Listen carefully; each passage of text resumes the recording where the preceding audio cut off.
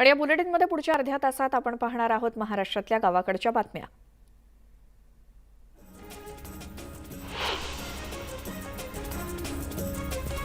परभणीमध्ये शुक्रवारी मान्सूनपूर्व पावसाने हजेरी लावल्याने उकाड्याने त्रस्त नागरिकांना दिलासा मिळालाय, तर मान्सूनपूर्व पावसाने हजेरी लावल्यामुळे मशागतीच्या कामांना सुद्धा वेग आलाय।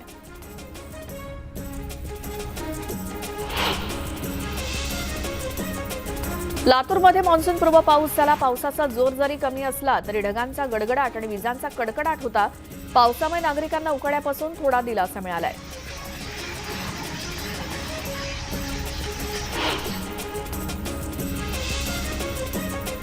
मान्सूनपूर्व पावसामुळे कोल्हापुरात शेतीचं मोठं नुकसान झालंय। यात सोयाबीन, उन्हाळी हायब्रिड शाळू आणि भाजीपाला पिकांचं नुकसान झालंय, तर नदीकाठच्या सखल भागात नुकतंच लागण केलेल्या ऊसासह भाजीपाला पिकं पाण्याखाली गेली आहेत।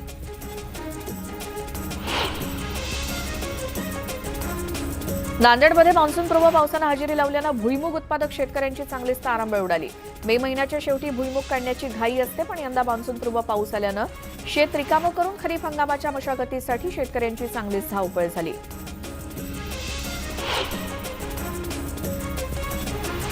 देशातलं पहिलं आरक्षण शाहू महाराजांनी लागू केल्याचं विधान शरद पवारांनी पुण्यात केलं। बाबासाहेब आंबेडकरांच्या मूकनायकाला त्यावेळी शाहू महाराजांनी काही हजार रुपयांची मदत केली होती, असं देखील शरद पवार म्हणाले।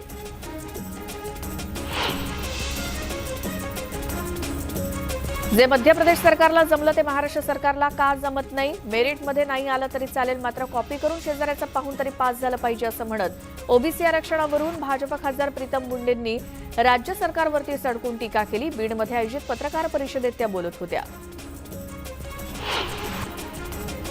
बारामतीनं खंजीर खुपसला आणि उद्धव ठाकरे मुख्यमंत्री झाल्याचं गोपीचंद पडळकरांनी म्हटलं। यावेळी त्यांनी अजित पवारांवर सुद्धा टीका केली।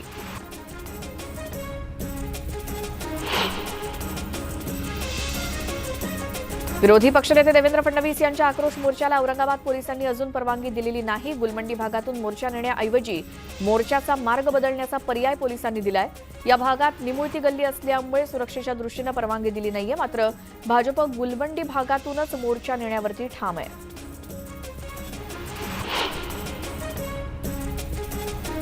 गोंदियात धान खरेदी केंद्र सुरू करण्याच्या मागणीला राष्ट्रवादी काँग्रेसनं हजारो शेतकऱ्यांसह गोंदिया जिल्ह्याच्या तहसील कार्यालयावरती मोर्चा काढला। पावसाळा तोंडावर असूनही शासनानं आधारभूत धान खरेदी केंद्र सुरू न केल्यामुळे राष्ट्रवादीनं आंदोलन केलं।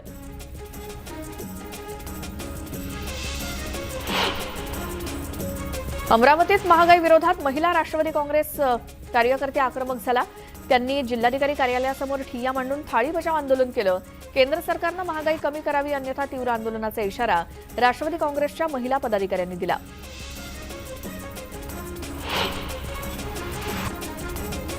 ओबीसींसाठी राजकीय आरक्षण मिळवण्यात राज्यातील आघाडी सरकार अपयशी ठरल्याचा आरोप करत भाजप ओबीसी मोर्चाच्या वतीनं येवल्यात मनमाड शिर्डी मार्गावरती रास्ता रोको करण्यात आला। यावेळी संतप्त कार्यकर्त्यांनी आघाडी सरकार विरोधात जोरदार घोषणाबाजी करत निदर्शनं केली। दरम्यान रास्ता रोकोमुळे काही वेळ वाहतूक ठप्प झाली होती।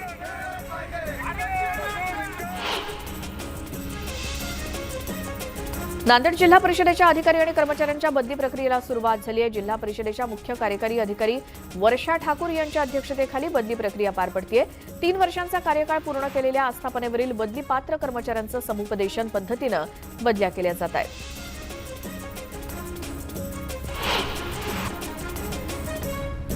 बीड जिल्ह्यातील शेतकरी आणि शेतमजुरांच्या मागण्यांसाठी किसान सभा आक्रमक झाली। जिल्हाधिकारी कार्यालयावरती मोर्चा काढत सरकार विरोधात संताप व्यक्त केला गेला। या मोर्चामध्ये शेकडो शेतकरी शेतमजूर सहभागी झाले।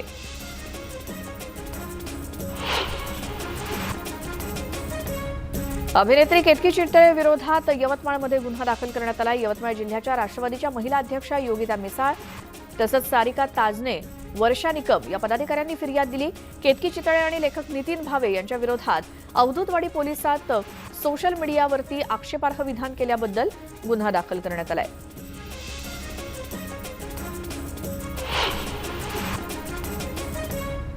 राज्यातील नंबर 1चा मतदार असलेल्या नंदुरबारमधील वरसन वसवेला शासकीय अनास्थेमुळे थेट रस्त्यावरती आपला संसार थाटण्याची वेळ आली आहे। शासनाच्या चुकीमुळे आधीच घरापासून 300 किलोमीटर असलेली जमीन कसण्यासाठी वरसन जात होते।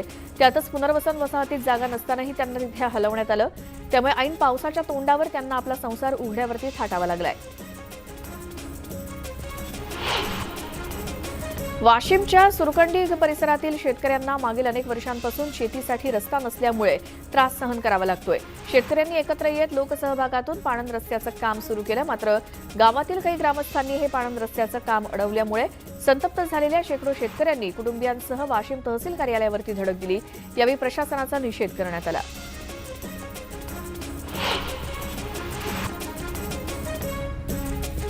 सांगली जिल्ह्यातील बलगवडे ग्रामपंचायत ही विधवा प्रथा बंदीचा ठराव करणारी चौथी ग्रामपंचायत आहे. पुरोगामी महाराष्ट्राचा विचार आणि वारसा जपण्याच्या उद्देशानं हे पाऊल उचललं असल्याचं ग्रामपंचायतीकडून सांगण्यात आलं. तर बलगवडे ग्रामपंचायत सांगली जिल्ह्यातील पहिली आणि राज्यातील चौथी ग्रामपंचायत ठरली आहे.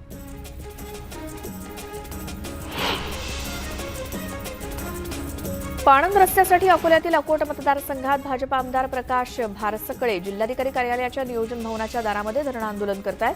अनेक रस्ते खोदण्यात आलेत, मात्र हे खोदून ठेवलेलं काम पावसाळ्याआधी पूर्ण व्हावं यासाठी आमदार प्रकाश भारसकळेंनी जिल्हाधिकाऱ्यांशी चर्चा केली आणि बैठकीला फक्त 2च अधिकारी उपस्थित राहिल्यानं कार्यालयाच्या दारामध्ये भारसकळेंनी आंदोलन केलं.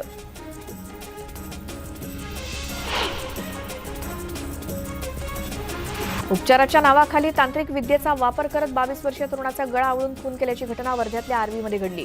या प्रकरणी आर्वी पोलिसांनी गुन्हा दाखल करून 3 आरोपींना अटक केली आहे.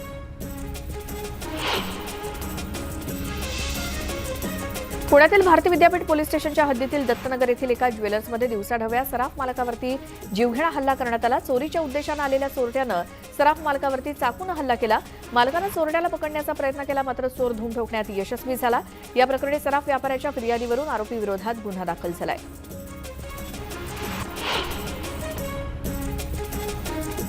चंद्रपूर जिल्ह्यातील मामला जंगलामध्ये मोठा वणवा लागलाय. गडचिरोली राष्ट्रीय महामार्गालगतच शेकडो हेक्टरवरती हा वणवा पसरला. त्यामुळे संपूर्ण परिसरात धुराचे लोट दिसले. गेल्या 2 महिन्यातला हा सर्वात मोठा वणवा असल्याची माहिती ग्रामस्थांनी दिली.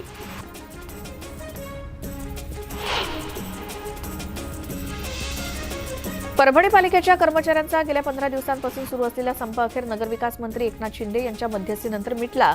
एकनाथ शिंदे यांनी कर्मचारी आणि प्रशासन यांच्यासोबत ऑनलाईन बैठक घेऊन मागण्या मान्य केल्यानं संप मिटला. यावेळी कर्मचाऱ्यांनी आनंदोत्सव साजरा केला.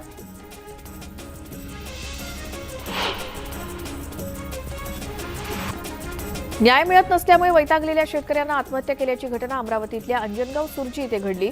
पांडुरंग महल्ले असं आत्महत्या केलेल्या शेतकऱ्याचं नाव आहे. शेतात जाण्याचा वडिलोपार्जित रस्ता अडवण्यात आला होता. त्या विरोधात महसूल प्रशासनाकडे पांडुरंग यांनी तक्रार दिली होती. मात्र महसूल प्रशासनाकडून कुठलाही न्याय मिळत नसल्यामुळे अखेर महल्ले यांनी आत्महत्या केली.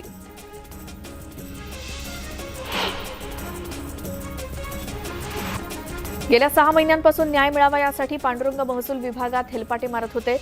मात्र न्याय मिळत नसल्यामुळे त्यांनी झाडाला गळफास लावून आत्महत्या केली. आत्महत्येपूर्वी त्यांनी चिठ्ठी लिहून वानखडे कुटुंबियांमुळे आत्महत्या केल्याचं लिहिलंय. संबंधित लोकांवरती कारवाईची मागणी पांडुरंग यांच्या कुटुंबियांनी केली आहे.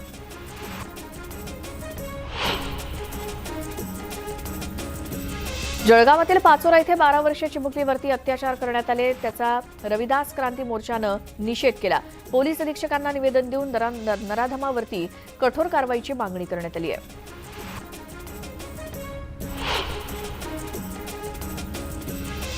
चंदनाची झाडं तोडून तस्करी करणाऱ्या 9 जणांच्या टोळीला पकडण्यात बीडच्या स्थानिक गुन्हे शाखेला यश आलंय.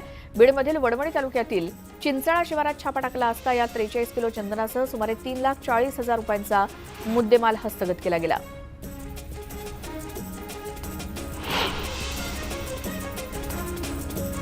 नोकर भरती घोटाळ्यात नांदेडच्या गुन्हे अन्वेषण विभागानं 2 कर्मचाऱ्यांना अटक केली. 2016च्या एमपीएससी परीक्षेत डमी उमेदवार बसवून अनेकांनी नोकरी मिळवली होती आणि याच प्रकरणी सीआयडीनं 2 कर्मचाऱ्यांना अटक केली. यात परभणीच्या महिला आणि बालविकास कल्याण विभागाचा 1 आणि पुण्यातील जिल्हाधिकारी कार्यालयातील एका कर्मचाऱ्याचा समावेश आहे.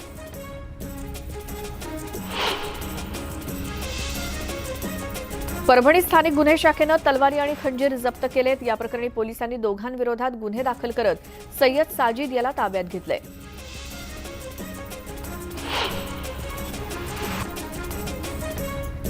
जळगाव जिल्ह्यातील जामनेर तालुक्यातल्या पहूर पोलिसांनी पेट्रोलिंग दरम्यान एका संशयितरित्या फिरणाऱ्या तरुणाची चौकशी केली असता तरुणाकडून बनावट 200 रुपयांच्या नोटा जप्त केल्यात. या प्रकरणी पोलिसांनी उमेश राजपूत या तरुणाला अटक केली आहे.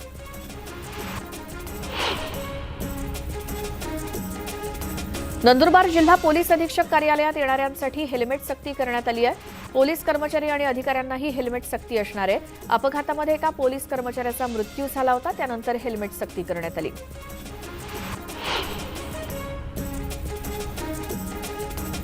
नांदगावजवळ नाशिक औरंगाबाद मार्गावरती कार आणि दुचाकीचा अपघात झाला. कारनं दुचाकीला धडक दिल्यानंतर दुचाकीनं पेट घेतला. या अपघातामध्ये दुचाकीस्वार जखमी झाला असून त्याला शासकीय रुग्णालयात दाखल करण्यात आलं. आगीत मोटरसायकल पूर्णपणे जळून खाक झाली.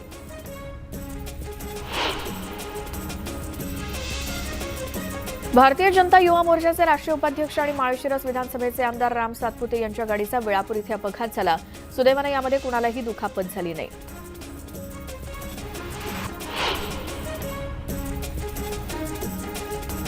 अक्कलकोट तालुक्यातील कल्लापावाडीजवळ एसटी बस उलटली. खराब रस्त्यामुळे गाडीवरचे नियंत्रण सुटल्यामुळे हा अपघात झाला.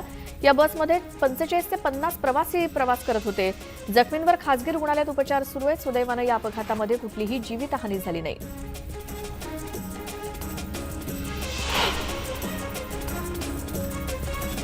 नदीपात्रातून अवैधरित्या उत्खनन करून त्याची वाहतूक करणाऱ्या वाहनांवरती कारवाईचा बडगा यवतमाळ तहसील कार्यालयानं उगारलेला आहे. मागील 4 महिन्यात 50 पेक्षा जास्त वाहनं जप्त करण्यात आली. त्यांच्यावर 72 लाखांपेक्षा जास्त दंड ठोठावण्यात आलाय.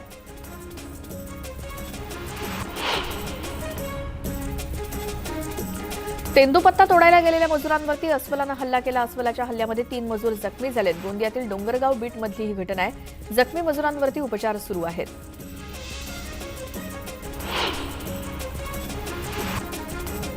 शिर्डी कोपरगाव शहरातील खडकी भागामध्ये भटक्या आणि पिसाळलेल्या श्वानांनी दहशत माजवली आहे. भटक्या श्वानानं अनेक लहान मुलांना चावा घेतलाय. यात 5 ते 6 लहान मुलं जखमी झाली असून त्यांच्यावर ग्रामीण रुग्णालयात उपचार करण्यात आलेत. नगर परिषद प्रशासनानं लवकरात लवकर या भटक्या कुत्र्यांचा बंदोबस्त करावा अशी मागणी स्थानिकांनी केली आहे.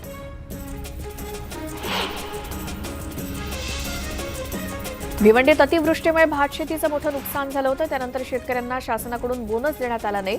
बोनस न मिळाल्यानं शेतकरी आक्रमक झालेत आणि बोनस न मिळाल्यास भात शेती न करता शेतजमीन ओसाडे ठेवण्याचा निर्णय शेतकऱ्यांनी घेतला.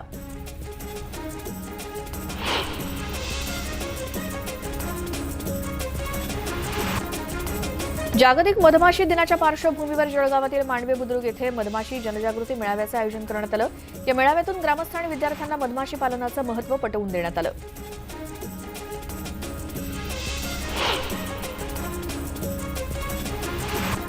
बुलढाण्यातून संत श्री गजानन महाराजांचा पालखी सोहळा 6 जून रोजी मोठ्या थाटात विठुरायाच्या भेटीसाठी पंढरपूरकडे मार्गस्थ होणार आहे. पालखीचं यंदाचं 53वे वर्ष आहे. कोरोनामुळे गेल्या 2 वर्षांपासून गजानन महाराजांची पालखी पांडुरंगाच्या भेटीला गेलेली नव्हती.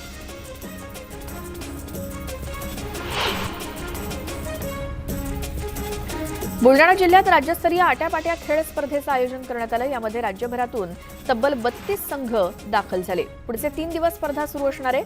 या स्पर्धेतील एक संघ देशाचं नेतृत्व करणार आहे.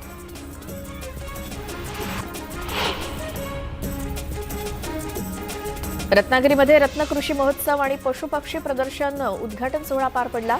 यावेळी जिल्हाधिकारी डॉक्टर BN पाटील, खासदार विनायक राऊत आणि इतर मान्यवर उपस्थित होते. या महोत्सवात 120 स्टॉल्स लावण्यात आले असून पुढील 3 दिवस हा महोत्सव सुरू राहणार आहे.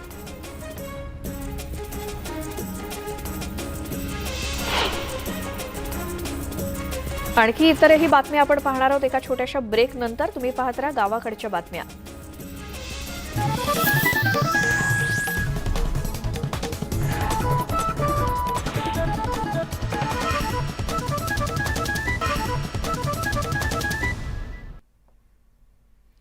ब्रेकनंतर बुलेटिनमध्ये तुमचं स्वागत. एक सविस्तर बातमी पाहूयात. रिक्षावाला म्हटलं की तो मुजोर आणि भाडं नाकारणारा हे एक समीकरणच झालेलं आहे. पण पिंपरीतल्या एका रिक्षावाल्यानं या प्रतिमेला छेद देत समाजासमोर एक नवा आदर्श निर्माण केलाय. पाहूयात पिंपरीतल्या प्रामाणिक रिक्षावाल्याची ही कहाणी.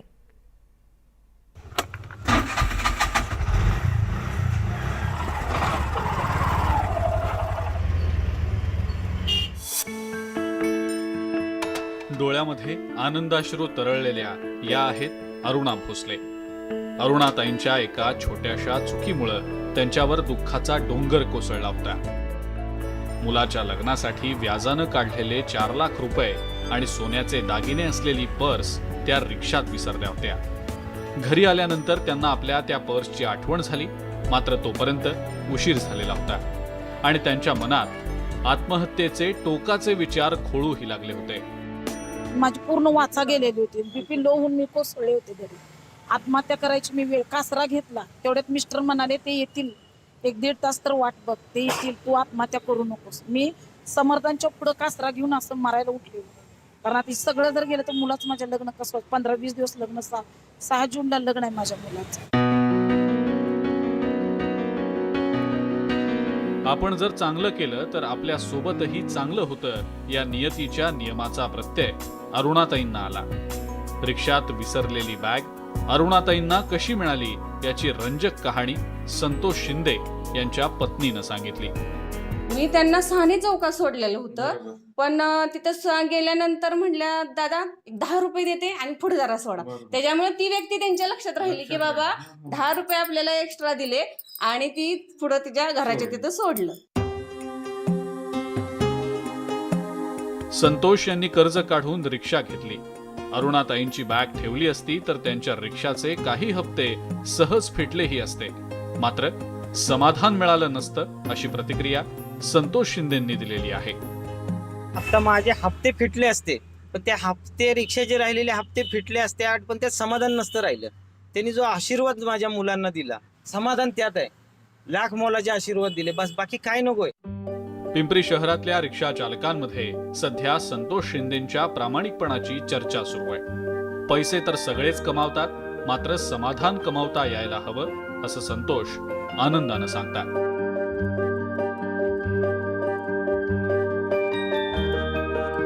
कष्ट आणि प्रामाणिकपणाने मिळवलेल्या कमाईला समाधान असं म्हणतात. आणि या कमाईचा धनी असलेला संतोष चुकीच्या पद्धतीने पैसे कमवून गर्भश्रीमंत झालेल्या अनेक श्रीमंतांपेक्षा कितीतरी पटीनं अधिक श्रीमंत आहे हे वेगळं सांगायला नको. जर्नलिस्ट सूरज कसबेसह गोविंद वाकडे, न्यूज 18 लोकमत, पिंपरी चिंचवड. बातमी पुण्यातलीच आहे. तिथे रुबी हॉल क्लिनिकमधील किडनी प्रत्यारोपण रॅकेट प्रकरणी पोलिसांनी अटक केलेल्या एजंट्सच्याही किडन्या इतरांना दिलेल्या असल्याचं उघड झालंय. इतकंच नाही तर आणखी 2 जणांना खोटे नातेवाईक दाखवून किडनी मिळवून दिल्याचा प्रकार सुद्धा उघडकीस आलाय. आमचे प्रतिनिधी वैभव सोनावणे यांचा हा विशेष रिपोर्ट पाहूयात. रुबी हॉल क्लिनिक हॉस्पिटलमध्ये उघडकीस आलेल्या किडनी रॅकेटमध्ये आता एकामागोमाग एक असे धक्कादायक खुलासे होत आहेत. 15 जणांवर गुन्हा दाखल झाल्यानंतर कोरेगाव पार्क पोलिसांनी रवींद्र रोडगे आणि अभिजित गटणे या दोघांना अटक केली आहे. त्यांनी 6 वर्षांपूर्वी बदलापूर येथील एका डॉक्टरांच्या वडिलांना आणि पंढरपुरातील एका व्यक्तीला किडनी मिळवून दिल्याचं पोलीस तपासात उघडकीस आलं. गुन्हा दाखल झाल्यानंतर आपण 2 जे दलाल होते त्यांना त्याच दिवशी ट्रॅप लावून अरेस्ट केलेले आहेत आणि ते दोघांच्या स्वतः त्यांनी किडनी त्यांच्या डोनेट केलेल्या आहेत. त्याप्रमाणे आणखी 2 केसेस आपल्या समोर आलेल्या आहेत. ठिकठिकाणी घटना घडलेली आहेत. सगळ्याचा आपण तपास करतो. तपास आता आम्ही क्राईम ब्रांचला देण्यात आलेले आहे व्याप्त मोठा असल्यामुळे, आणि जे काही इन्व्हॉल्व असेल त्याप्रमाणे तपास करून पुढची कारवाई होईल. आरोपींनी मिळवून दिलेल्या किडन्यांचं ठाण्याच्या ज्युपिटर हॉस्पिटलमध्ये आणि कोईम्बतूर येथील KCH हॉस्पिटलमध्ये प्रत्यारोपण झाल्याची माहिती पोलिसांनी दिली. रोडगेनं त्यावेळेचा एजंट सावंत याच्या मदतीनं त्याची एक किडनी कल्याणीनगर इथे राहणाऱ्या एका मुलीला दिली. ती मुलगी त्याच्या घरातील नोकर असल्याचं त्यानं दाखवलंय. गटणे यानं देखील 2012 साली सावंत याच्या मदतीनं त्याची एक किडनी बेंगळुरूच्या एका व्यक्तीला नातेवाईक असल्याचं कागदोपत्री दाखवत दिलेली आहे. पुण्यात किडनी रॅकेट उघडकीस आल्यानंतर एकानंतर एक धक्कादायक खुलासे होत आहेत. या गुन्ह्यामध्ये अटक करण्यात आलेल्या 2 आरोपींच्याच किडन्या गायब आहेत. इतकंच नाही तर या आरोपींनी आणखी लोकांच्या मदतीनं खोटे कागदपत्र तयार करून नातेवाईक भासून आणखी 2 प्रत्यारोपणं केली आहेत. एक ठाण्यामध्ये तर एक कोईम्बतूरमध्ये. त्यामुळे या प्रकरणात आंतरराज्य टोळीचा सहभाग आहे का याचा तपास आता पोलिसांना करायचा आहे. तपासामध्ये आतापर्यंत समोर आलेल्या माहितीनुसार या प्रकरणामध्ये आंतरराज्यीय टोळी सक्रिय असल्याची शक्यता नाकारता येत नाही. त्यामुळे या प्रकरणाची व्याप्ती लक्षात घेऊन हे प्रकरण गुन्हे शाखेकडे तपासासाठी वर्ग करण्यात आलंय. व्हिडिओ जर्नलिस्ट सचिन हंचाटेसह वैभव सोनावणे, न्यूज 18 लोकमत, पुणे. या बातमीसोबतच या बुलेटिनमध्ये आपण इथेच थांबतोय. ताज्या बातम्यांच्या अपडेटसाठी न्यूज 18 लोकमतच्या YouTube चॅनलला सबस्क्राईब करा आणि फेसबुकवरती सुद्धा आम्हाला फॉलो करा.